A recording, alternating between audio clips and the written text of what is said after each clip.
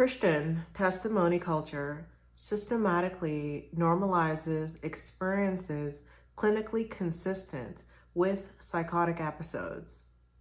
Testimony culture creates social reinforcement for maintaining these dissociative interpretations. Religious practices systematically employ techniques known to induce altered consciousness. Some examples are prolonged fasting, creating hypoglycemic states, sleep deprivation through prayer vigils, and sensory overload in worship services. These practices reliably produce experiences consistent with dissociation and altered perception. The effects are predictable from a neuroscience perspective. Religious communities often discourage stress management and psychological boundaries, preferring spiritual explanations for stress symptoms. They strategically target individuals in crisis.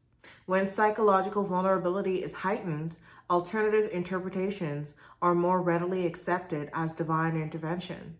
We often hear the term spiritual psychosis, yet Christians and New Agers alike compete over whose delusion is more virtuous.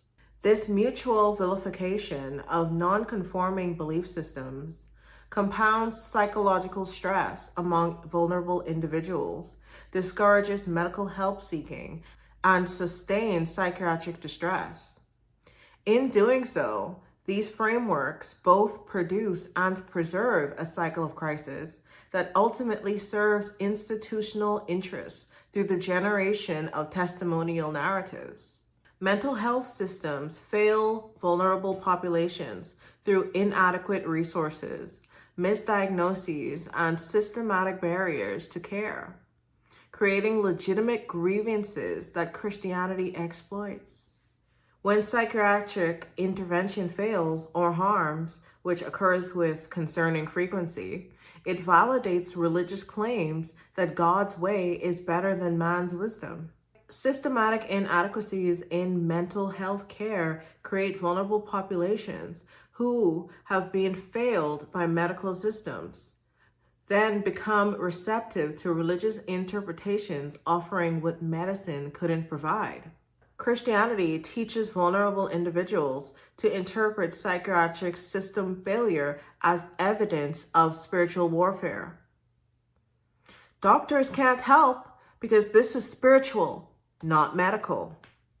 Exploiting desperation created by inadequate care. The chosen delusion is reinforced through perceived opposition. The more systems disagree with your religious interpretation, the more special or chosen you must be. Exploitation exists universally. Christianity correctly identifies exploitation, then incorrectly attributes causation to spiritual warfare. Giving testimony functions as a formal initiation.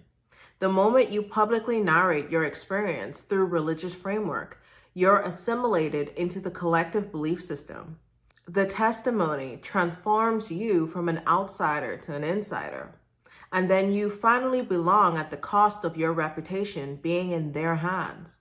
This initiation is irreversible socially, as retracting means potentially being othered again. Churches systematically produce the vulnerability they then exploit. They create crisis in people, then offer belonging contingent upon testimony.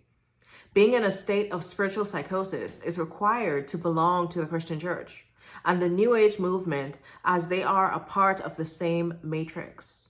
The illusion serves recruitment through appearing to offer what people desperately need: unconditional acceptance, while providing only conditional transaction. In case you've ever wondered why there's a testimony every time you have a spiritual break, and all of a sudden you love Jesus again, it's predictable.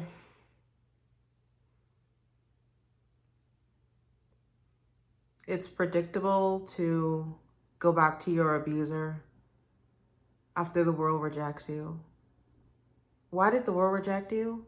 They say that it's because you're chosen. However, I am believing that it's because They made it so that everyone will inevitably reject you by the way you behave, as per the Bible's instructions. An abuser will make you unappealing towards anyone who would be good for you, wouldn't they? It's just something to think about. You have a wonderful day.